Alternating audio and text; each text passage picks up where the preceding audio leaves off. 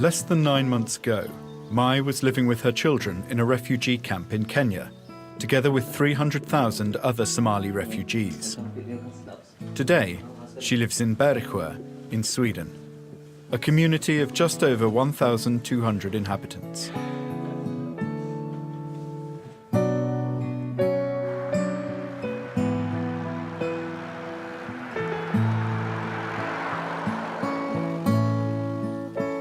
Here, I never need to be afraid of being attacked and raped, Mai says. Instead, I can think about how to develop.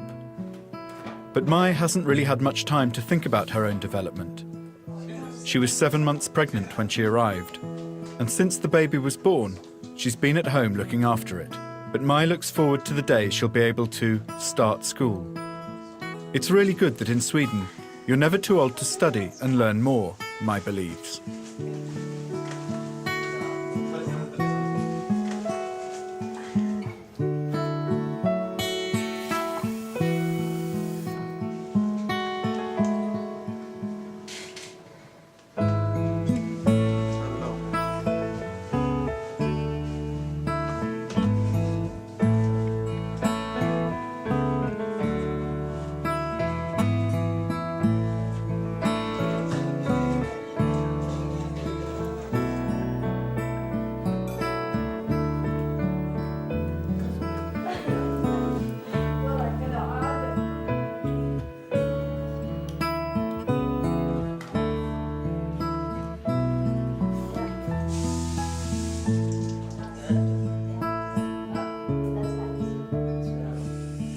With 6 children at home, all of whom, except Zana, who's only 6 months old, go to daycare centres and school, there's a lot to do before everyone's had breakfast, got dressed, and put their shoes on.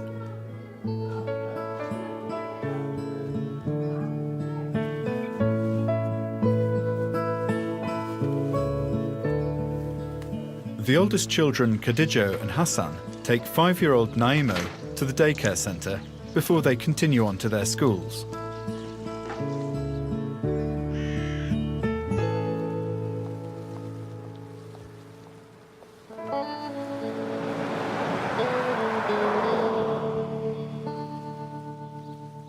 Meanwhile, 2.5 hours from Bergsjö by car, in the city of Bollnäs, Brüchti, an Eritrean, prepares breakfast for her family.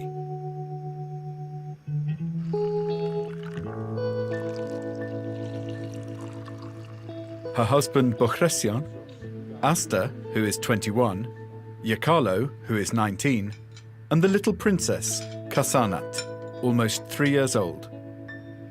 Just over 1.5 years ago, the family arrived as quota refugees from a refugee camp in Sudan.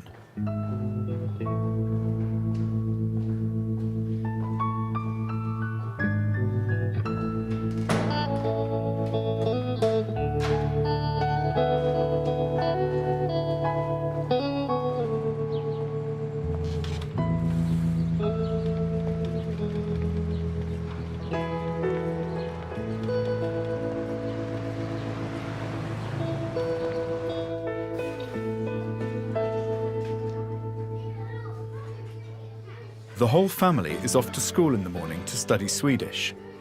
Along the way, they drop off Kasanat at her daycare centre. There are both female and male preschool teachers at Kasanat's daycare centre, and today, Thomas is the teacher.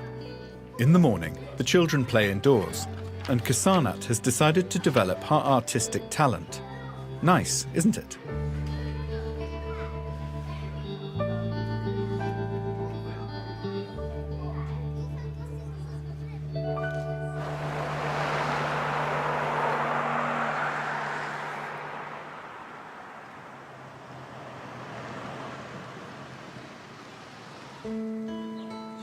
Ramin and his family live in Ljusdal. His mother, Gutai, who has lived in Sweden for more than 4 years and who works as a preschool teacher, his sisters Vida and Moska, and his youngest brother, Weiss. All 3 go to school. His father, Nasrin, who has only been in Sweden for 2 years, is 65 and recently retired. Ramin was totally shocked when he arrived in Ljusdal 4.5 years ago from Moscow. where part of the separated Afghan family had been living as refugees for several years. Ustal was small, empty, and dark on that February evening, Ramin remembers. All he wanted was to go back to Moscow, but the municipality's refugee official took good care of them. They were given information about the Swedish community and Swedish lessons. Today, Ramin has not only learnt Swedish, he has trained as an interpreter and recently got a job with the municipality. Now he helps newly arrived refugees like Tahir settle in Ustal.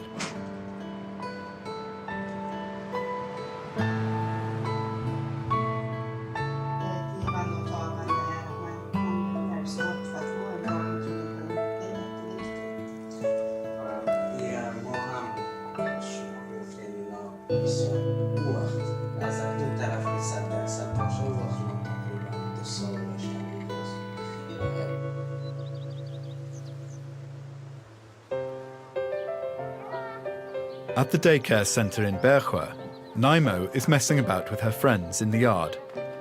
They've had lunch and a nap, and now they're full of energy.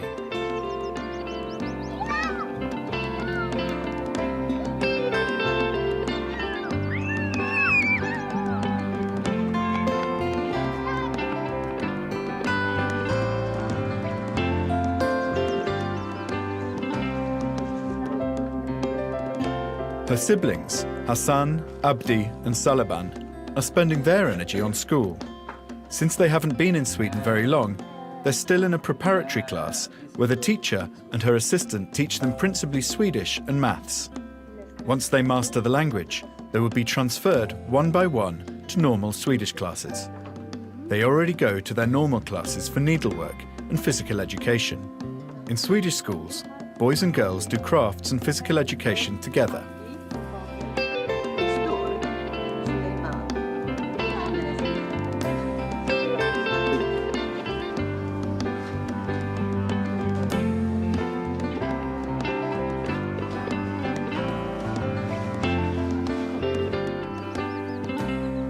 Swedish classes for immigrants start at 8:30 in the morning in Bollnäs, and you have to be on time. That is something that Bochressen is keen to point out to new quota refugees. In Sweden, you have to be punctual, usually on the dot, and Brchti arrives on time to SFI school. Together with other immigrants, Bochressen, Brchti, Aster and Jekalo study Swedish all morning. But when his wife and children then go home, Bochressen heads for the bus stop. He is combining his Swedish studies with occupational studies so that he can get a job in healthcare later. It feels a bit funny to begin studying again when you're 57, Bochressen believes, but the thing is to have a plan for the future and to carry it out.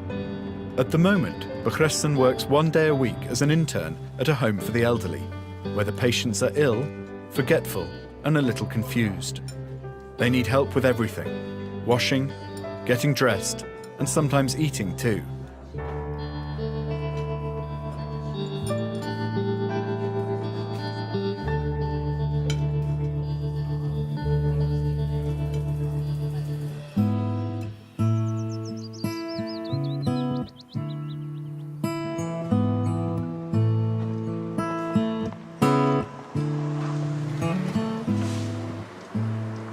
Evening is approaching, and in Ustal, Ramin and the rest of the family arrive home one by one. With 4 grown children in the house, there's no skimping on dinner, so there's both a stew and homemade bread.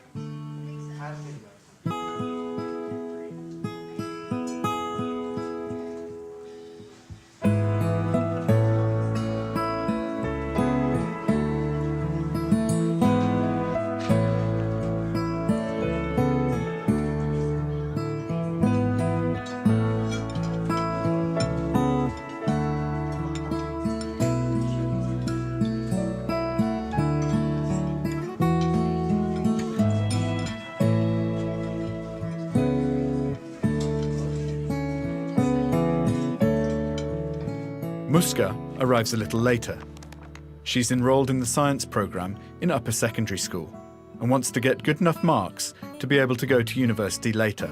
Her dream is to be a doctor, but then you have to work hard and take your homework seriously. Hassan and his siblings have also come home, and their mother Mai has sent Hassan and Khadija to the supermarket. Here in Sweden, I don't have to think about how I'm going to get food every single day, Mai says. And I don't have to walk long distances in order to get water and collect firewood.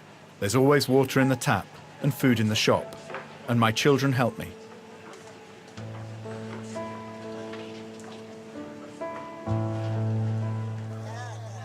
Whenever and wherever two Swedes meet, they are bound to set up an association, the saying goes. In Ljusdal, Ramin and the few Afghans there are in the community have set up an Afghan association.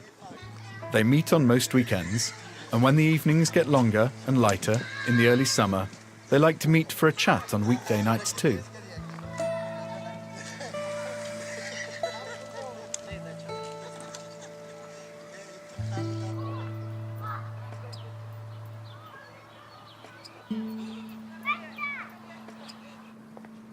In Bollnäs, Bukresen has arrived home from his internship, had his dinner, and is now off to the gym. He has discovered the pleasures of exercise and has also begun helping out as a gym teacher. I'm an old man, Bukresen says, but it's hard to believe him.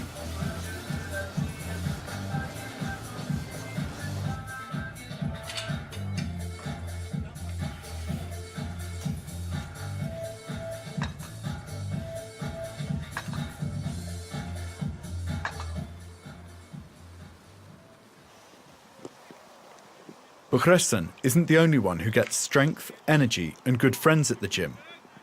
Ramin's younger brother Weiss missed his life and friends in Moscow terribly when he first came to Ljusdal.